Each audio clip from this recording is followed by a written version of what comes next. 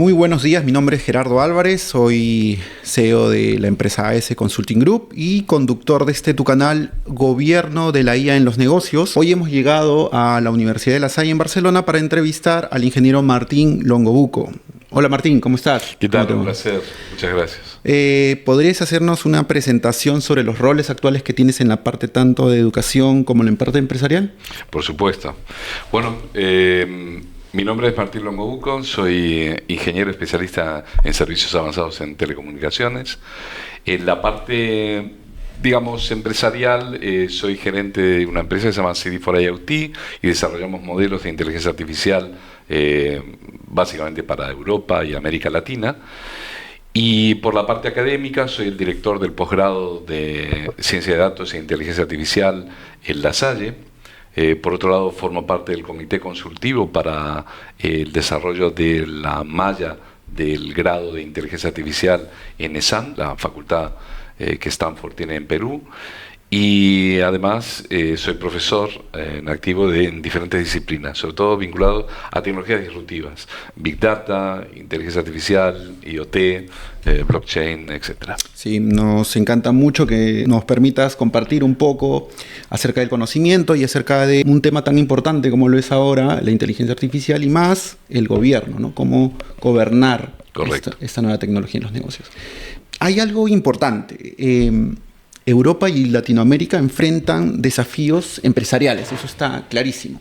¿Cómo describir el impacto que tiene la inteligencia artificial en las empresas de aquí de Europa, especialmente aquí, bueno, en Barcelona, ¿no? Sí, totalmente. Bueno, de hecho tengo la fortuna de poder tener una perspectiva amplia en cuanto a lo que es la implementación de la inteligencia artificial en Europa y en América Latina. En Europa, porque la sede de nuestra empresa la tenemos aquí, tenemos la central en Barcelona y tenemos una sucursal en una ciudad en China que se llama Chongqing, con la que trabajamos para el desarrollo de dispositivos IoT.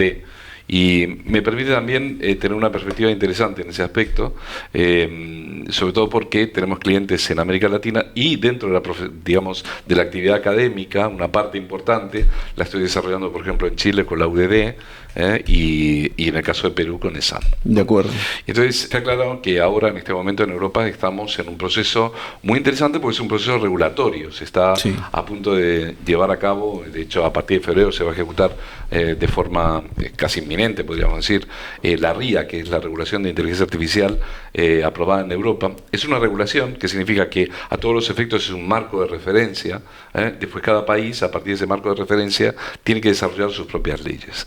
En España ha ocurrido algo realmente interesante, en concreto no solamente hemos dado ese paso en cuanto a lo que es aceptar el marco regulatorio de la Comunidad Europea, sino que a partir de ese marco regulatorio se ha desarrollado una agencia de inteligencia artificial que tiene la sede en Santiago de Compostela, en Galicia, y que está dirigida por una persona, por un profesional, que es el señor Bielsa, que es de aquí de Cataluña. Esta agencia está encargada de supervisar precisamente el cumplimiento de este marco regulatorio, que es un marco importantísimo porque lo que hace es delimitar la manera en que se está aplicando la inteligencia artificial en las empresas. Así que es un marco fundamental y de hecho es un referente a nivel mundial porque, como todos sabemos, en Estados Unidos y en China la regulación es muy laxa, cuando, por no decir que no hay ninguna, en algunos casos, o muy poca, sobre todo lo que es el gobierno de la inteligencia artificial y el gobierno de los datos. Totalmente. De hecho, algo que hemos conversado previamente es acerca de los riesgos. Nueva tecnología trae, si bien eficiencia, automatización de muchas cosas, también trae una línea de riesgos. Y aquí viene un punto importante, es cómo hacemos o cómo generamos que esos riesgos se puedan mitigar. Y evidentemente, como tú lo expones, es a través de una regulación clara. Correcto. ¿Cómo crees que debe hacerse las regulaciones o cómo debe tomar distintos países esto como ejemplo a seguir? Bien, sí, como referente evidentemente es un referente incompleto porque es un primer paso. Yo creo que es interesante como punto de referencia para que el trabajo realizado en la Comunidad Europea se pueda aprovechar en América Latina, más que aprovechar, más que copiar, más que sirva como sistema inspirador. y que incluso diría que hay una oportunidad muy interesante en América Latina para que ese marco de referencia sea muy mejorable, y puedan incluso aportar un paso adelante en cuanto a lo que es ya no solo la definición de ese marco regulatorio, sino la manera más efectiva de su implementación. Entonces es una oportunidad, como tú bien dices, y yo creo que realmente vale la pena analizarla, qué es lo que está ocurriendo. Hay un problema fundamental que es el por qué, ¿no? ¿Por qué se crea un sistema regulatorio? ¿Cuál es la necesidad del sistema regulatorio? En este momento, todos sabemos que la inteligencia artificial es una revolución, y sabemos que la revolución en este caso viene dada por un progreso tecnológico realmente muy importante. La inteligencia artificial sin datos no tiene sentido. La inteligencia artificial necesita de los datos para poder desarrollar modelos de aprendizaje que, basados en los datos, generan sistemas predictivos que nos permiten, entre otras cosas, por ejemplo, tener maravillas como pueden ser los LLM, los modelos grandes del lenguaje, ¿no? O incluso la IA generativa, tal como la conocemos, multimodal, ¿no? Entonces, todo eso se basa en datos, y ese proceso de entrenamiento se ha hecho a través de un no cierto polémico sistema por parte de algunas multinacionales, en los que hay, digamos, al menos unas serias dudas acerca de dónde se han obtenido los datos. Por lo pronto hay opacidad, cosa que resulta realmente conflictiva, porque puede chocar, por ejemplo, con los intereses de la pequeña empresa, ¿no? Entonces, imaginemos un sistema que se dedica a la selección de personal. Este sistema que se dedica a la selección de personal nos puede ayudar, pues, a poder encontrar cabida a aquellas necesidades que en un momento dado tenga la empresa de recursos humanos, ¿no? En función de, pues, los candidatos que haya y los perfiles, ¿no? Si tenemos un modelo de inteligencia artificial que ha sido entrenado debidamente, es un modelo que tiene trazabilidad, es un modelo que sabemos perfectamente que no comete sesgos, por ejemplo, de género o sesgos de clase social o incluso sesgos raciales, ¿no? Con lo que de alguna forma se transforma en una herramienta que puede ser terriblemente útil, tremendamente poderosa para las empresas a la hora de reducir ese proceso en cuanto a lo que es tiempo y aumentar la calidad y incluso ser incluso más eficientes y más justos. Por lo tanto, los modelos tienen que ser trazables. No podemos trabajar con modelos que no sabemos cómo han sido entrenados. Y eso es lo que está ocurriendo con las multinacionales. Es decir, en gran parte tenemos grandes revoluciones, ¿no? Como por ejemplo OpenAI, o como por ejemplo tenemos Claude, o en este caso podríamos tener modelos todavía más increíbles, ¿no? Como lo que están realizando en empresas como Google, ¿no? Entonces, todo este tipo de modelos son francamente opacos. Es decir, no tienen trazabilidad. Entonces la Comunidad Europea, a partir de ahí, decide poner freno a este tipo de sistemas, sobre todo en aras de buscar, de alguna manera, un sistema que sea equilibrado y no sesgado en el proceso de toma de decisiones. Permíteme profundizar en este punto. ¿Cuáles son probables riesgos que nos puede traer la inteligencia artificial en algún país donde no exista una clara reglamentación, una clara regulación? ¿Cuáles podrían ser esos riesgos? Desde el punto de vista empresarial, si me permites, las empresas aportan valor al mercado, de forma que es a través del valor que ellos aportan como reciben las retribuciones que le permiten funcionar. De forma que, junto con el ejercicio de su propio desarrollo empresarial, se genera no solamente ese producto, ¿no? Sino a su vez se generan toda una serie de datos que están vinculados al producto, ya sea una empresa de servicios o una minería, una empresa de productos, independientemente del sector económico al que pertenezcamos. Los datos, por lo tanto, vienen a ser, como al cabo y al fin, un sistema de registro de todo aquello que aporta valor la empresa y que le permite funcionar.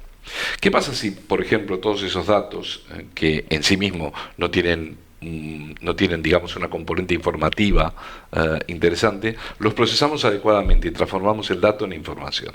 Bueno, pues si tenemos datos, los procesamos adecuadamente, tenemos información, a partir de la información generamos el sistema de soporte a la toma de decisión. Es decir, que si una compañía pues vuelca todos sus datos y no tiene un control, un gobierno correcto de sus datos, podemos deducir a partir de los movimientos, a partir de los datos de esa compañía, podemos predecir todo. Podemos predecir, por ejemplo, cuál va a ser, cuáles son sus clientes, cuál es la estrategia de mercado, cuál es la salud financiera de la empresa, cuál es incluso el estado de ánimo, podríamos decir, de sus trabajadores, o si algún miembro directivo está a punto de salir. Toda esa información es terriblemente útil y se puede utilizar o bien para bien, o bien pues la puede utilizar la competencia pues para mermar el acceso al mercado de esta compañía. Lo que significa que los datos son prácticamente el reflejo de toda nuestra actividad dentro del mundo empresarial.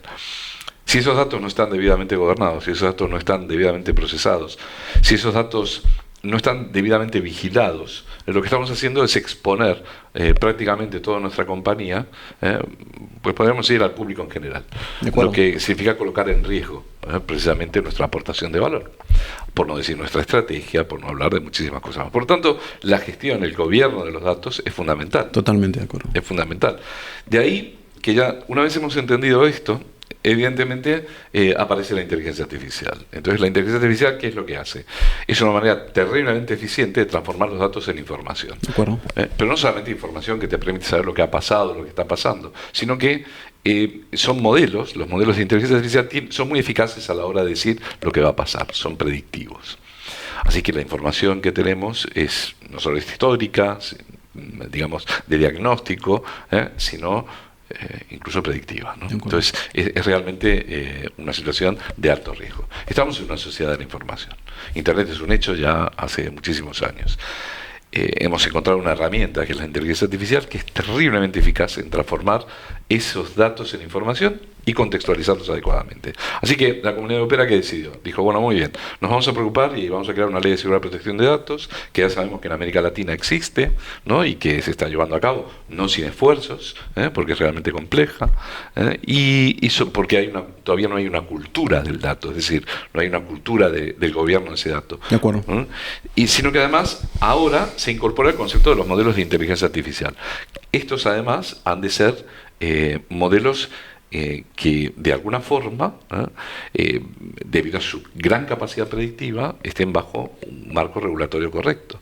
¿Por qué? Porque puede llegar el caso en que se automaticen decisiones, puede llegar el caso en que digamos, ayuden a procesos delicados, como puedan ser, por ejemplo, en sectores como el healthcare, el sector de la salud, el sector legal, el sector militar, cualquier tipo de sector puede estar realmente muy afectado. Así que la Comunidad Europea, ¿qué es lo que dice? Bueno, vamos a crear un sistema donde hay una serie de prácticas que no se pueden llevar a cabo, como por ejemplo el social scoring, ¿no? Que se hace en China, ¿no? Entonces, si eres mejor o peor ciudadano está totalmente prohibido, son prácticas de riesgo. Hay sectores que son realmente delicados, que hay que proteger, sector de salud, la tecnología biométrica también, la tecnología biométrica, el sistema de reconocimiento facial, o incluso la predicción a partir del reconocimiento facial de estados de ánimo, ¿no? Por ejemplo. Entonces, por son herramientas desde un punto de vista, podríamos decir, ético, en el que la ética juega un papel muy importante, no están aceptados en la Comunidad Europea como digamos, aplicaciones justas o equitativas. Esta regulación lo que tiene es una especie de matriz de riesgos. Esto es lo que altamente riesgoso y está prohibido, y luego viene mitigándose y tienes que, a partir de eso, ciertos requisitos que tienes que presentar. Lo hemos hablado, correcto, digamos, con bastante profundidad. Bastante profundidad.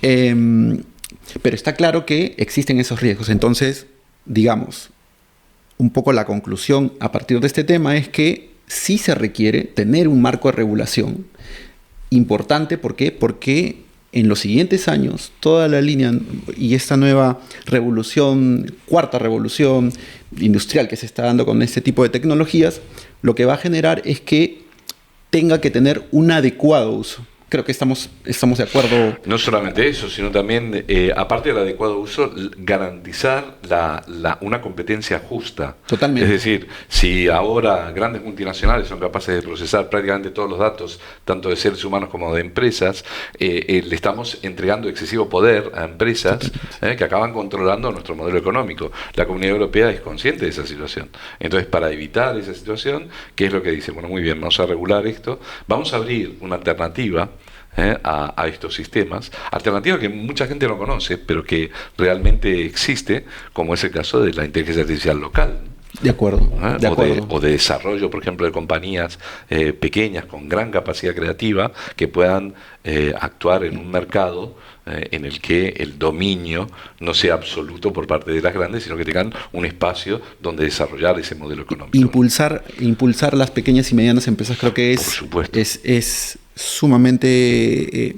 esta tecnología va a generar eso, va a tener que descentralizarse el conocimiento y también que estas empresas puedan llegar y ser más eficientes también a partir de la inteligencia artificial. Y poder sobrevivir, ¿no? Al cabo y al fin, dentro de un mercado y poder ganar dinero, e incluso más estratégicamente para los países, como en este caso la Comunidad Europea, crear una capa tecnológico-industrial que permita a las empresas adaptarse a este nuevo paradigma productivo en el que la sociedad industrial se está transformando ya desde hace mucho tiempo en una sociedad digital, una sociedad tecnológica digital, ¿no? Totalmente. Entonces, esta nueva área, digamos, de beneficio, para poder acceder a ella tiene que haber un marco justo. Totalmente. ¿No? Si me permites, quiero, poner en la mesa un siguiente punto que también lo hemos conversado y es sumamente importante, y es la IA para la eficiencia empresarial.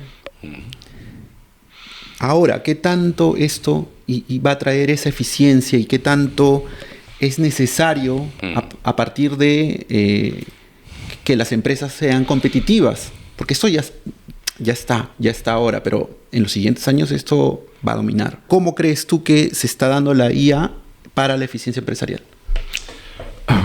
Bueno, es una pregunta recurrente, sí, y no deja de ser por eso menos apasionante. Sí, sí. Es una pregunta, te diría, que de alguna forma obliga a que meditemos acerca de lo que está ocurriendo. Primero, tenemos que entender que la IA se ha ido aplicando en escala, es decir, han empezado las grandes empresas, ahora siguen las medianas y está llevando a la pequeña y microempresa, ¿no?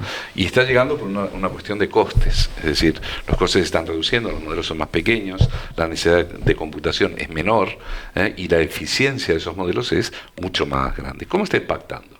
Bueno, Jensen Huang, que es el director de NVIDIA, que es probablemente una de las compañías más revolucionarias en este caso, porque fabrican las famosas tarjetas gráficas, con lo que los procesos de computación se hacen mucho más sencillos, decía algo muy interesante. En realidad, la inteligencia artificial como tal no viene a sustituir al ser humano, pero sí viene a sustituir una parte del trabajo del ser humano que es tediosa, repetitiva y poco podríamos decir creativa, ¿no?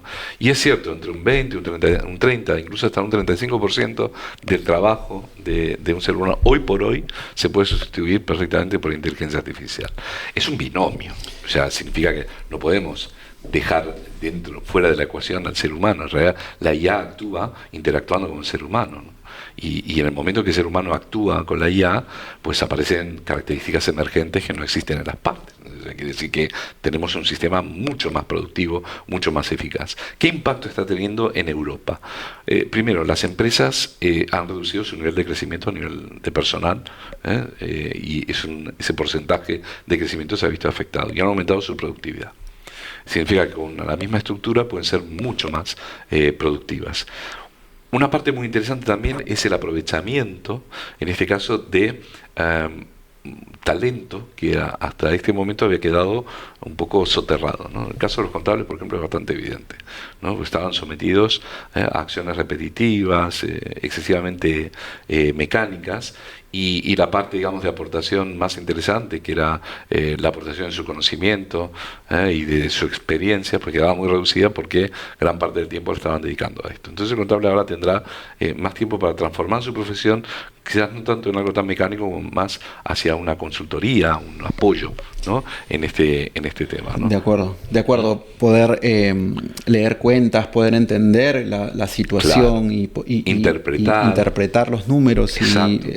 Y trabajar de una manera en que solamente puede trabajar el ser humano, ¿no? Que es teniendo en cuenta toda una serie de variables que los modelos de IA no tienen en cuenta ahora, ¿no? De acuerdo. La IA va a potenciar el trabajo de la persona, pero necesitas de la persona para poder hacer eso. Ahora, evidentemente va a haber un cambio, un quiebre. ¿Por qué? Porque hay un aspecto de educación alrededor de esta línea que también va a tener que desarrollarse, seguramente mucho más profundamente, ¿no? Sí, si quieres nos vamos a poner un poquito más profundos en este tema, aprovechando esta pregunta que me haces, porque creo que es interesante. Yo trabajo con un modelo con el que un modelo, digamos, de interpretación de lo que está ocurriendo, que lo he contrastado con algún economista, incluso con filósofos, y es que cuando hablamos, por ejemplo, de la revolución industrial, y en caso de Latinoamérica, los países latinoamericanos nos hemos visto de alguna forma apartados de ese proceso de revolución industrial. ¿Por qué?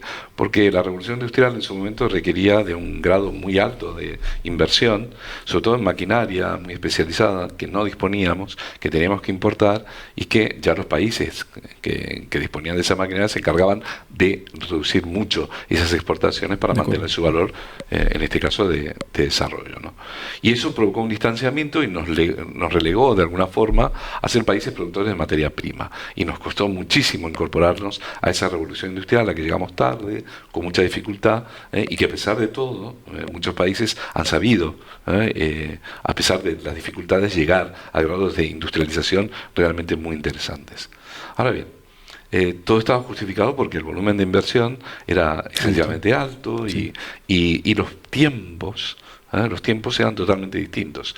La transformación que hubo, por ejemplo, entre la persona que trabajaba en el campo y el obrero de la fábrica, tuvo prácticamente entre 75, incluso 100 años de tiempo para hacer ese proceso de transformación. ¿Qué está ocurriendo con la IA? Es exactamente lo mismo, o sea, es un cambio de paradigma en el proceso productivo. El problema, ¿dónde está? En que los tiempos son mucho más cortos.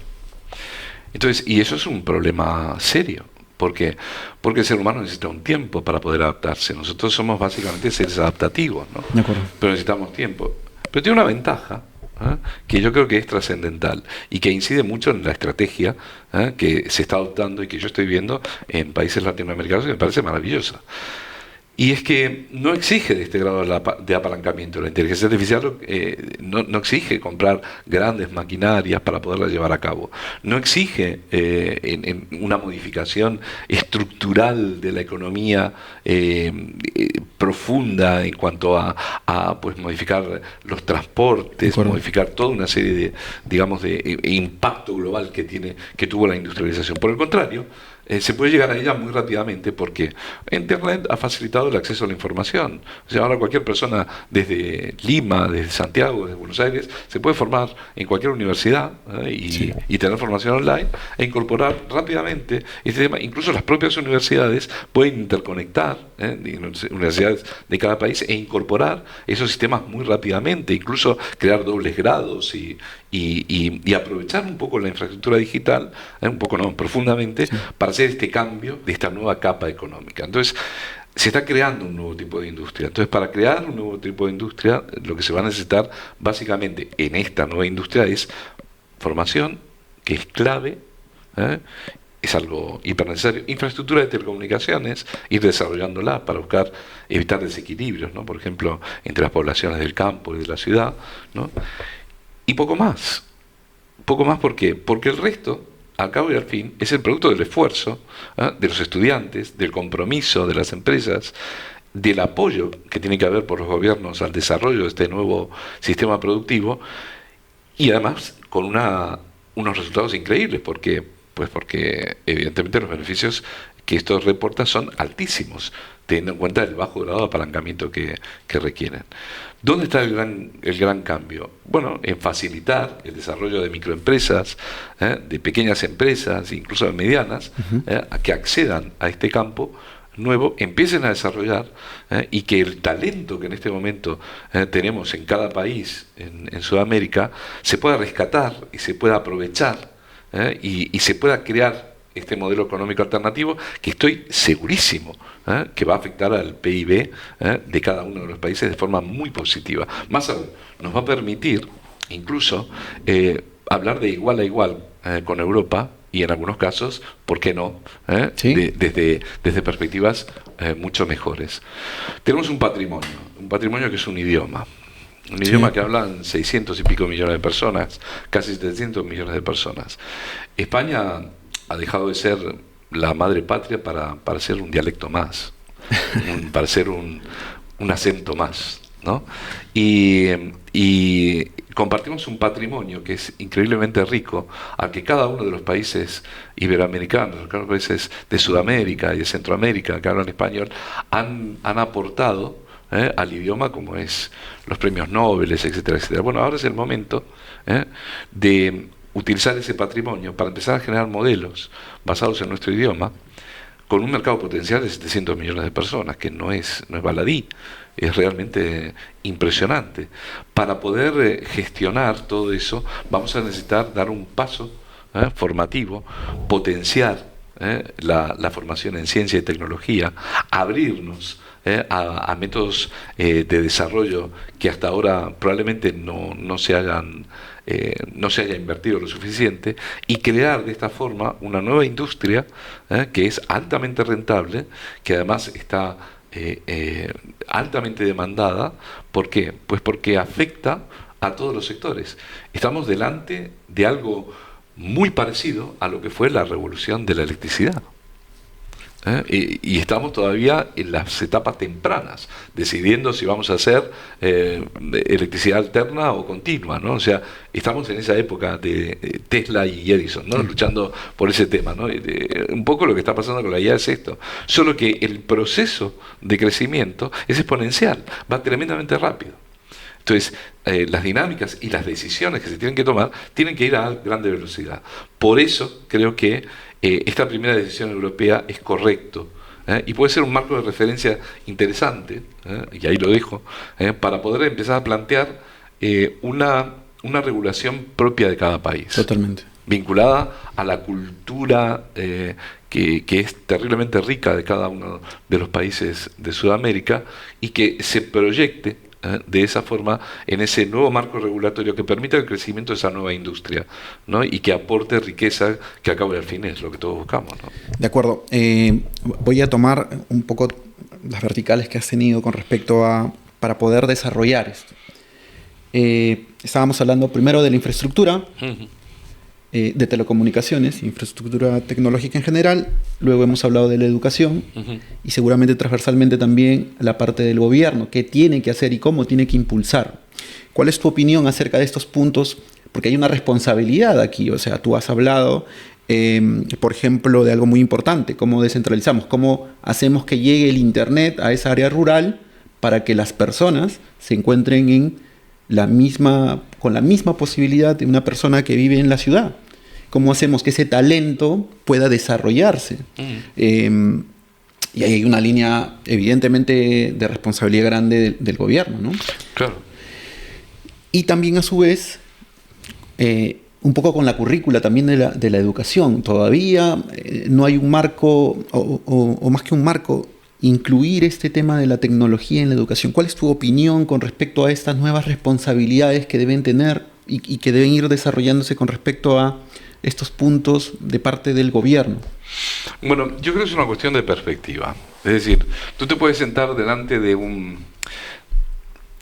una pieza enorme de mármol, e intentar hacer el David, o puedes tener una perspectiva diferente, que es la perspectiva sobre la cual, en este caso, Miguel Ángel lo creó, ¿no? Que es, en realidad yo le saqué, dijo, todo lo que le sobraba, estaba ahí adentro, ¿no?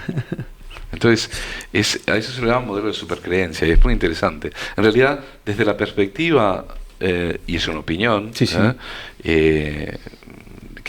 Creo que es interesante rebatir, yo creo que no es el esfuerzo de hacer como favor, hacer llegar el Internet, por ejemplo, a los pueblos, a las ciudades que en este momento no están debidamente conectadas, no disponen de infraestructura, de ordenadores, tal. No, es al revés. Es decir, estamos perdiendo una cantidad increíble de talento. Totalmente. Por no facilitar el hecho de que se incorporen. Es decir, en realidad la pérdida la estamos teniendo todos, no estamos haciendo un favor a nadie. De acuerdo. Entonces, yo lo veo desde esa perspectiva. Y creo que es un momento espectacular, porque se están dando fenómenos muy interesantes. Por ejemplo, en cuanto a lo que es contratación de programadores, nosotros trabajamos ya desde hace varios años de la pandemia con programadores en Chile, en Perú, en Colombia, y al principio, bueno, pues un poco la idea es decir, bueno, vénganse a trabajar a España y tal, y al principio nos decían, bien, perfecto, y ahora ya no.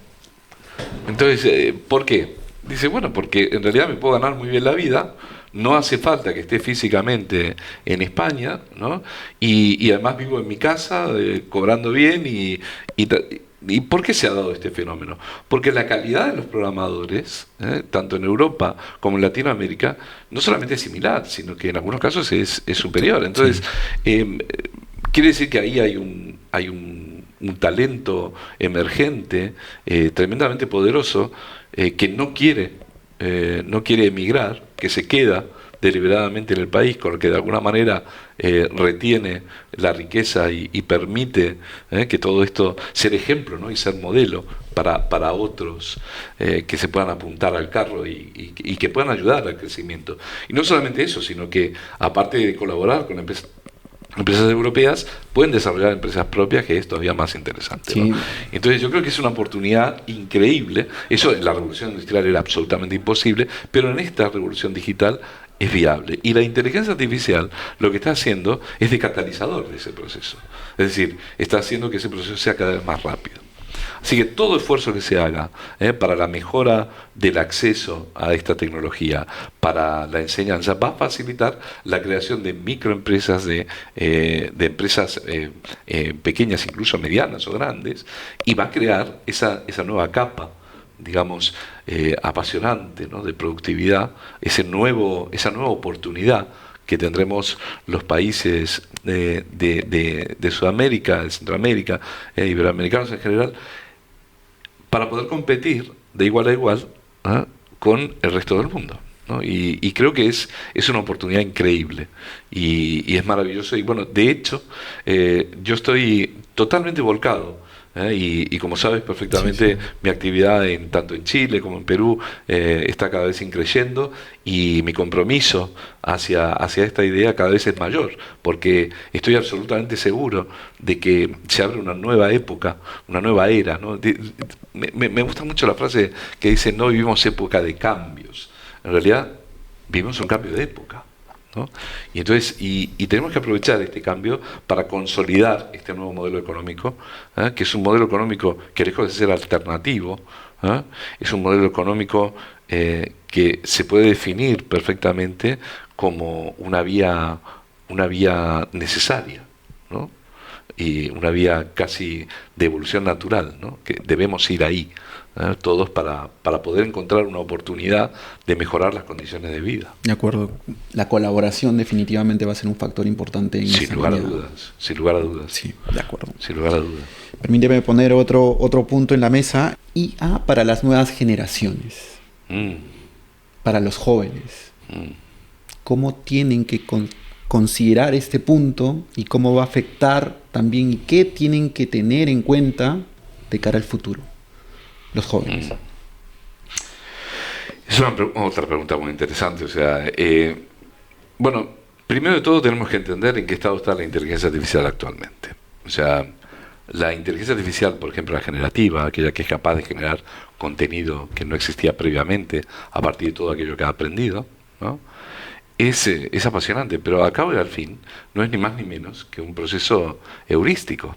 De hecho, el ChatGPT, cuando interactuamos con él, no entiende lo que escribe, simplemente calcula cuál es la palabra más probable que tiene que escribir después de la que ha escrito previamente. Eso quiere decir que estamos hablando, como dicen los americanos, ¿no?, de stochastic parrots, ¿no?, o sea, loros estocásticos. Eso, a pesar de que lleva la inteligencia artificial a su estado actual, es decir, es un sistema correlacional, no causal, también nos permite entender cómo puede ser el futuro.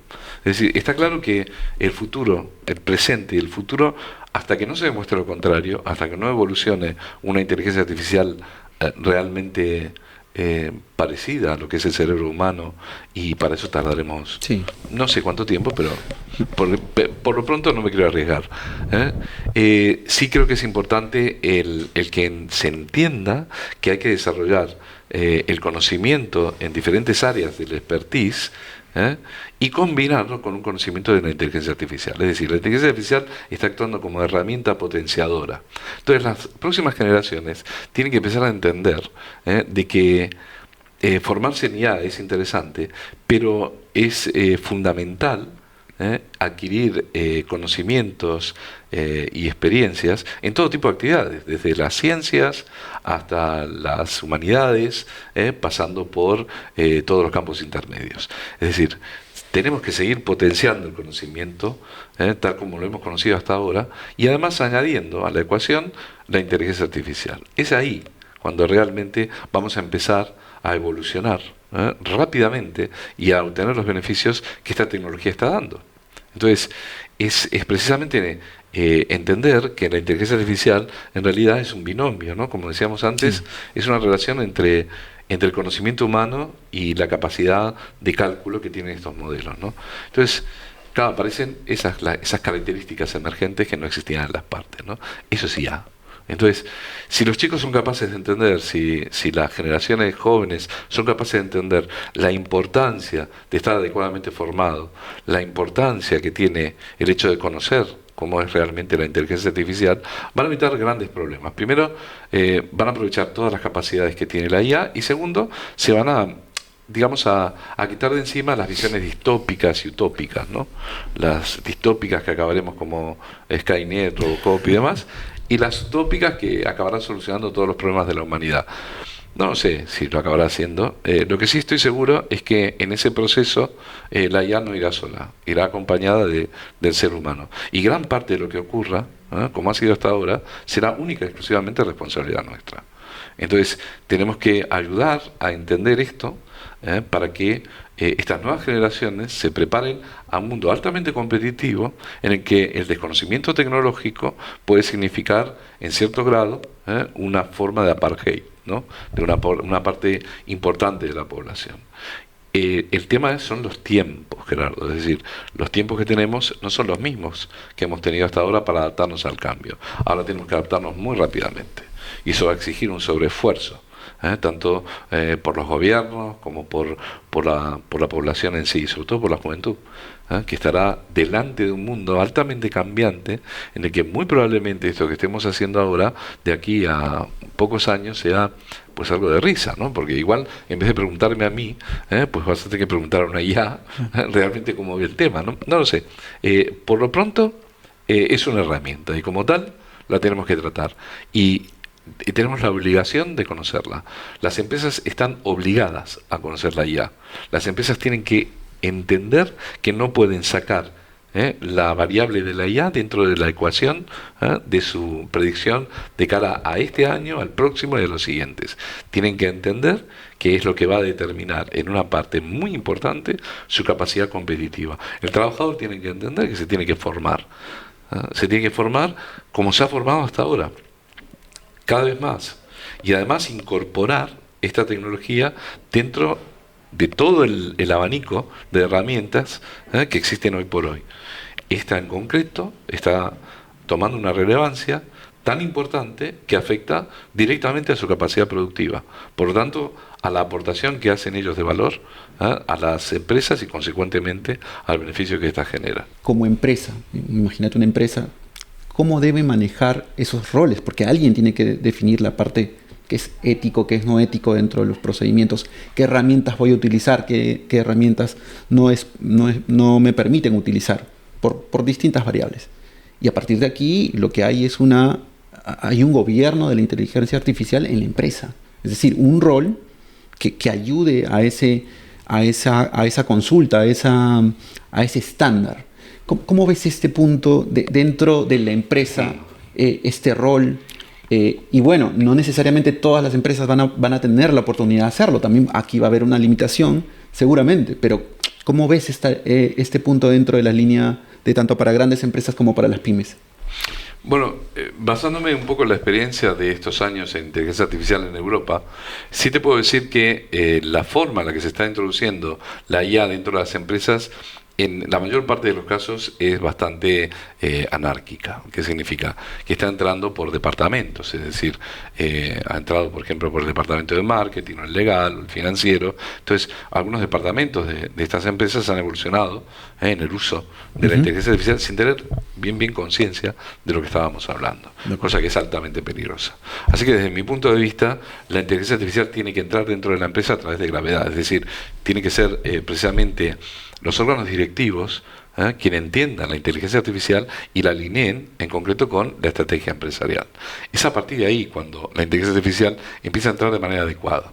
Tiene que haber un compromiso en el gobierno de los datos por parte de toda la organización. Eso implica fomentar una cultura del dato, fomentar una cultura de la privacidad del dato, de entender que ese dato forma parte del patrimonio empresarial y que no es propiedad de ninguno de los trabajadores. Al cabo y al fin es propiedad de la empresa y que tiene que ser gestionado adecuadamente, porque no solamente generamos datos propios, sino que trabajamos con datos de terceros, de clientes, de proveedores, incluso de los propios trabajadores, de los que la empresa es responsable. Totalmente. Por lo tanto, se tiene que hacer una entrada, podríamos decir, a partir de un cambio cultural, ¿no? Una adaptación a este nuevo cambio. Y la IA tiene que encontrar un terreno abonado para poderse desarrollar. Tiene que encontrar gente que entienda los riesgos que implica el uso de herramientas para terceros, la ventaja que implica el uso de herramientas locales, la importancia que tiene el hecho de mantener el control en el gobierno de los datos y el desarrollo de herramientas únicas que le permitan dar una ventaja competitiva con respecto a la competencia que puedan tener alternativas en el mercado, ¿no? Entonces, esto solamente se puede dar si hay una concienciación por parte de los órganos directivos a partir del entendimiento de lo que es la IA. De acuerdo, es súper interesante lo que comentas. De hecho, es parte un poco de lo que se quiere promover aquí, de que existe un entendimiento, de que nazca a partir de la gerencia general y de las empresas que tengan este entendimiento para que al interno exista claridad y no existan islas donde se vayan manejando de manera indiscriminada o más que indiscriminada, anárquica, ¿no? Anárquica.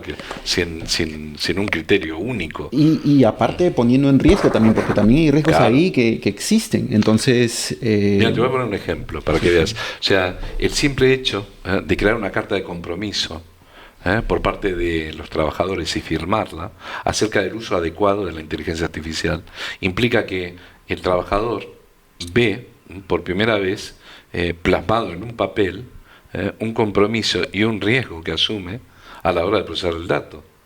¿Por qué? Porque hasta ahora los pendrive pues volaban, se hacían los trabajos en casa, se mandaban por correo electrónico sin asegurar datos confidenciales, datos tal. No había importancia. El dato tenía la misma importancia que ha tenido el dato personal. Hemos vendido nuestro dato personal, le hemos regalado el dato personal a las grandes compañías que han hecho fortunas con eso y hemos perdido una oportunidad increíble de generar beneficios a partir del control del gobierno de ese dato personal, ¿no? Entonces hay compañías que están dejando evidentemente de usar WhatsApp. ¿Por qué? Porque evidentemente es una fuga de datos y bueno, entonces todo esto desgraciadamente deviene de alguna manera de una cultura del dato muy reducida que ya partía previamente del uso de determinadas redes sociales en las que hemos vendido nuestra privacidad, hemos regalado mejor dicho, nuestra privacidad a cambio del uso de un servicio que nos permite incluirnos en no estar marginados socialmente, no vivir condenados en el ostracismo, ¿no? Pero el pago que hemos hecho lo estamos empezando a ver ahora. Entonces, yo de alguna manera lo que veo es que en concreto en Europa se está empezando a ser consciente de eso y se quiere evitar que esta gran revolución de la inteligencia artificial pase por el mismo camino por el que ha pasado el tema de las redes sociales, ¿no? Entonces, se parece mucho, y eso es un tema que comentábamos precisamente con otros amigos catedráticos y con gente, sobre todo de la industria, ¿no? Se parece mucho al proceso que hicimos de deslocalización. Es decir, fuimos a fabricar todo a China, y cuando se nos atravesó un barco en mitad del Golfo Pérsico, pues y empezamos a dejar de fabricar coches porque no teníamos chips, intentamos recurrir y buscar compañías de chips en Europa para que nos suministraran, aunque sea más caro, y ya no estaban. Entonces, ¿qué hicimos? Nos cegó la codicia y nos perdió la estrategia. O sea, rompió un proceso estratégico de infraestructura productiva propia que acabamos relegando en terceros países. Estamos haciendo lo mismo con el dato. Es decir, estamos regalando el dato afuera. ¿Por qué? Pues porque de alguna manera vamos al beneficio inmediato y necesitamos hacer un planteamiento táctico, estratégico, de nuestra propia economía y preservar el valor y crear un entorno en el que las empresas puedan desarrollarse de forma sana, porque al cabo y al fin son las que contribuyen digamos, al mantenimiento económico, a la supervivencia del país, ¿no? También hablaste de un punto que consideramos importante, que es la estrategia. Y aquí hay varias líneas, ¿no? Tienes una línea porque también lo hablamos durante el podcast. Va a existir tecnología que ya está hecha y que pueda ser utilizada, que es de manera pública, con servicios que se pueden utilizar, pero también herramientas que se creen localmente, es decir, que no tengan salida, no expongas el dato. ¿Cuál es tu recomendación? ¿Qué es lo que tendría que tener en cuenta los responsables o los sponsors de las empresas de cara a manejar una estrategia adecuada de las herramientas que utiliza, de manera pública o de manera privada? Muy interesante la pregunta. Está siendo reiterativo, ¿no? Lo que estoy diciendo es muy interesante, porque realmente lo es. Son preguntas apasionantes que darían para un podcast. Sí. Pero vamos a intentar resumirlo. Yo te voy a dar una opinión, mi perspectiva, que está basada en datos que he ido recogiendo a lo largo de toda mi experiencia profesional. Y una cosa que es determinante en cuanto a lo que es la introducción de esta tecnología dentro de las empresas es que las empresas tienen que tener claro primero a dónde ir, cuál es el objetivo. Entonces, y fíjate bien que digo objetivo u objetivos y diferenciar lo que son deseos de objetivos. Eso en primer lugar. Cuando la inteligencia artificial se pone en práctica, no hay que pensar en todo lo que la inteligencia artificial te puede llegar a dar, que es mucho, ¿no? Sino por el contrario, ¿dónde realmente tengo el pain en la empresa? ¿Dónde tengo el dolor? Aquello que la informática tradicional no ha podido resolver y la inteligencia artificial puede resolver. Cuando tenemos bien planteada la pregunta y bien planteado el objetivo, es recién en ese momento cuando tenemos que empezar a buscar el dato que dé respuesta a esa pregunta. De acuerdo. Entonces, como ves, esta es la forma en la que se está alineando la estrategia de la empresa con la inteligencia artificial. Si no, vamos a dar respuestas a preguntas que igual no son necesarias. O vamos a dar solución a problemas que, bueno, no tienen un impacto dentro del... Es que sí que es aceptable, pero no están resolviendo realmente el funnel, el momento, el bottleneck que llaman los americanos, que es correctísimo, que es aquello que hace que la máquina gire a la velocidad del engranaje más pequeño, ¿no? Entonces, eso es importantísimo, es detectar eso y ver cómo la IA puede ayudar.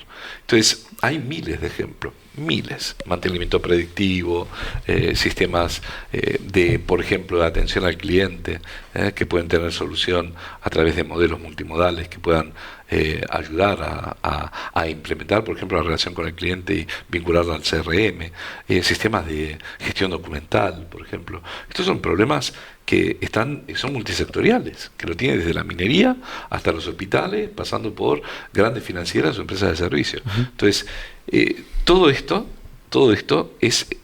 deviene a partir del entendimiento de dónde queremos ir, ¿no? Detectar aquello que realmente nos hace falta y establecer un sistema de prioridad. Así se aterriza, poco a poco. Se suele aterrizar en modelos pequeños, no en grandes modelos, pero tremendamente efectivos que resuelven ese problema, ¿no? Entonces eso genera confianza, lo que permite un desarrollo mayor. Entonces, ver qué cosas no puedo colocar en público, porque colocan en riesgo la estrategia de mi empresa.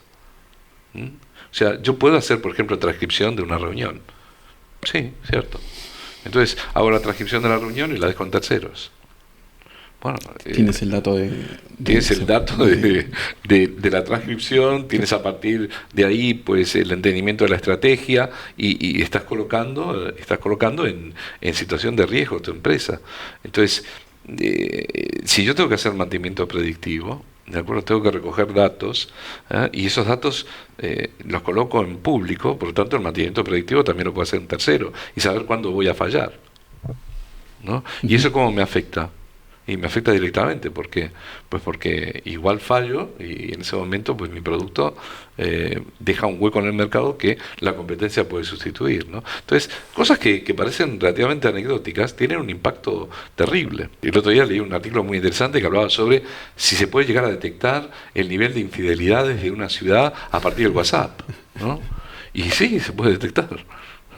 Y se puede saber cuánta gente es infiel en una ciudad. ¿Y eso qué impacto económico tiene? Y muchísimo.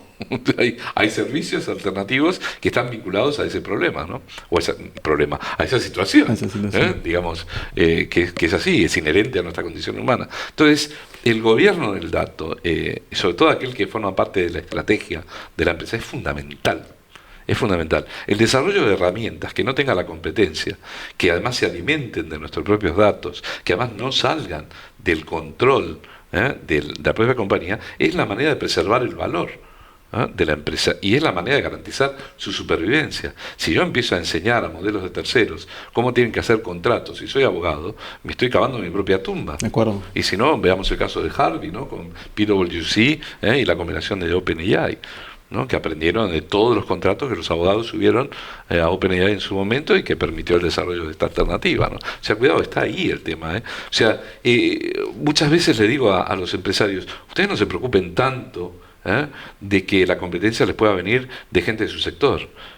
Es muy probable que la competencia les venga desde la ingeniería. De acuerdo. Entonces, y acaban desarrollando modelos de inteligencia artificial que sean capaces de hacer lo mismo, o incluso mejor de lo que están haciendo ustedes, y el problema de la aportación de valor al mercado les va a caer en picado. Volvemos a la importancia del dato, ¿no? La Sin importancia duda. del dato está... Y de su gobernanza. Si te parece, vamos un poco cerrando, pero sí quiero tocar un tema y es acerca de los desafíos y oportunidades de la inteligencia artificial, pero en Latinoamérica, ¿no? Quiero saber un poco tu opinión, cómo crees que está, en qué estadio se encuentra, cómo ves esa proyección. Yo la veo desde una perspectiva de ilusión, de entusiasmo, te diría casi te diría de esperanza, ¿no? Y la veo por varias razones. Veo porque primero me estoy dando cuenta de que las empresas, la actitud de las empresas en Latinoamérica, en concreto hablemos del mundo empresarial, después si quieres podemos profundizar en otras áreas, ¿no? Pero en cuanto a la que es desde la perspectiva empresarial, son empresas que están en general muy acostumbradas a luchar mucho, están muy acostumbradas a salir al mercado, a ser innovadoras, a ser agresivas, porque es un mercado difícil, es complejo y que además hay que luchar con circunstancias que son ajenas a la propia actividad empresarial, como puedan ser pues una volatilidad de la moneda o una situación económica en algunos casos realmente difícil, ¿no? Que además son variables que se van sumando, ¿no? al esfuerzo que hay que hacer diariamente por salir. Esto también ha hecho que muchas empresas tengan una cultura del cambio muy implementada, es decir, tengan mucha facilidad para la aceptación del cambio. eso es un caldo de cultivo excepcional para la introducción de estas nuevas tecnologías. Es decir, hay poca área de confort. ¿Ah? Desgraciadamente a las empresas en Latinoamérica en general les cuesta mucho, ¿no?, todo lo que consiguen, pero por otro lado también las ha hecho fuertes y las ha hecho adaptativas y las ha hecho dinámicas. Si lo hacemos en comparación con la situación que estamos viviendo en Europa, yo creo que en Europa lo que tenemos es una zona de confort demasiado grande. Estamos muy apalancados quizás en una relación de la empresa con el mercado bastante rutinaria, ¿no?, y bastante establecida, ¿no? Esto es una tecnología disruptiva, que es que está cambiando el paradigma de la competencia. Entonces, yo creo profundamente que las empresas que se adapten más rápidamente al cambio van a ser, como decía Darwin, las únicas que sobrevivan. Ni las más inteligentes ni las más fuertes, las que se adapten rápidamente. Por lo tanto, creo que ahora, en este momento, en países como Perú, Chile, en Argentina, en Colombia, en Bolivia, se están dando toda una serie de condiciones que favorecen precisamente la introducción de este cambio. Entonces, lo que yo creo que es interesante es que tiene que haber algún mecanismo, y en eso estamos, ¿no?, que dé a conocer todo lo que se está desarrollando y que permita a estas empresas incorporar este conocimiento rápidamente dentro de su estructura. Y eso no solamente va a facilitar la vida a muchas empresas, sino que les va a permitir acceder a mercados que hasta ahora eran imposibles. Bueno. Hasta ahora eran inalcanzables y se les va a permitir acceder. Mira, está pasando una cosa en Europa muy interesante. La gran empresa, por ejemplo, en el sector de la construcción, siempre se dedicaba a grandes proyectos, porque los pequeños y medianos proyectos no eran económicamente rentables. Entonces, las grandes empresas de construcción se dedicaban a hacer puentes, edificios enormes, grandes infraestructuras. Con el advenimiento de la inteligencia artificial y la incorporación de la IA, ha habido una reducción de costes importantísimo en la parte de gestión administrativa. Entonces, ¿qué es lo que ha pasado? Que ha permitido que esas empresas empiecen a buscar negocio en proyectos medianos, incluso pequeños. ¿Pero con qué? Con la fuerza que tienen las grandes empresas. Entonces, si el sector que hasta ahora accedía a ese mercado no se adapta rápidamente y no se transforma en competitivo, ¿qué es lo que harán las grandes empresas? Fagocitarán esas áreas y harán que una parte importante de la competencia desaparezca, con lo que habrá una concentración excesivamente grande, y eso hará que el mercado no tenga digamos, capacidad de elegir más allá de 3 o 4 empresas que competirán entre ellos. Y esto es algo realmente muy dañino para nuestra propia condición de mercado capitalista, ¿no? Entonces yo creo que lo que se tiene que fomentar es eso, es la diversidad, ¿no?, la competencia.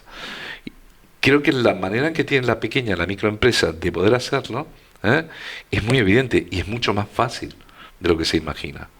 Entonces, y creo que en Latinoamérica precisamente está más abierta a ese tipo de cambios, a jugársela porque se la están jugando todos los días, sí, ¿no?, y están luchando todos los días por salir.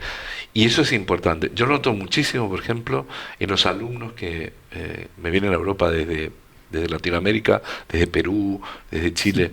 Noto la actitud delante de la tecnología y la cantidad de ideas que me sugieren, y ese espíritu es el que me ha llevado a acabar saltando, ¿no?, y retornando a mis orígenes, ¿no?, y porque yo soy argentino, entonces sé perfectamente, claro, entonces, y volver otra vez a darme cuenta de que hay una oportunidad que se presta realmente muy interesante, y que si se toman las decisiones adecuadas y se crea ese entorno adecuado, el crecimiento de estas empresas está garantizado y el mercado es enorme y las posibilidades de hacer negocios son increíbles, porque es una tecnología que entra de manera absolutamente horizontal en cada uno de los sectores, ¿no? Entonces no hay límite.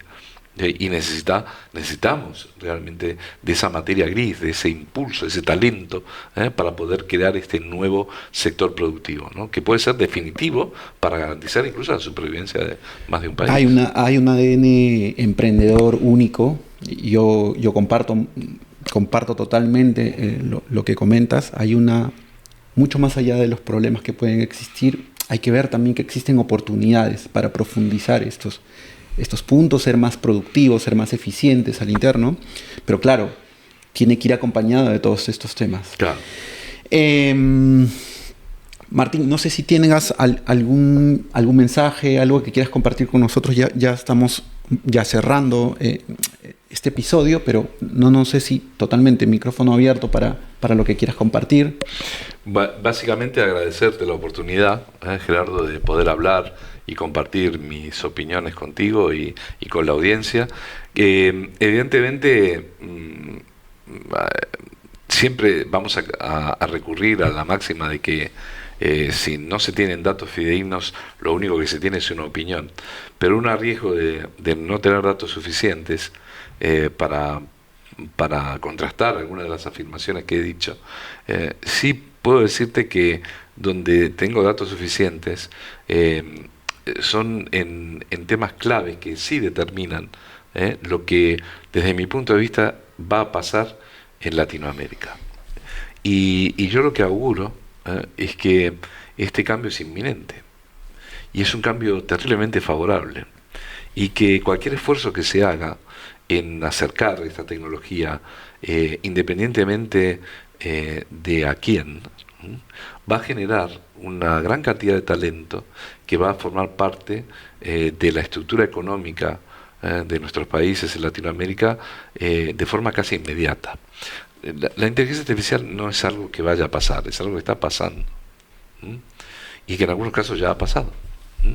La inteligencia artificial hoy por hoy es una herramienta, y seguirá siendo herramienta durante un largo periodo de tiempo, hasta que nos encontremos en el punto de la singularidad, que ya veremos si se da, cuándo se da y de la manera en que se dé.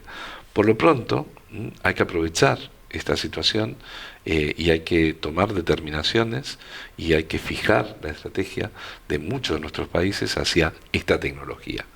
Creo que hay que empezar a abrirse a la posibilidad clara de que este talento que existe en Latinoamérica empiece a aportar estas primeras muestras de éxito.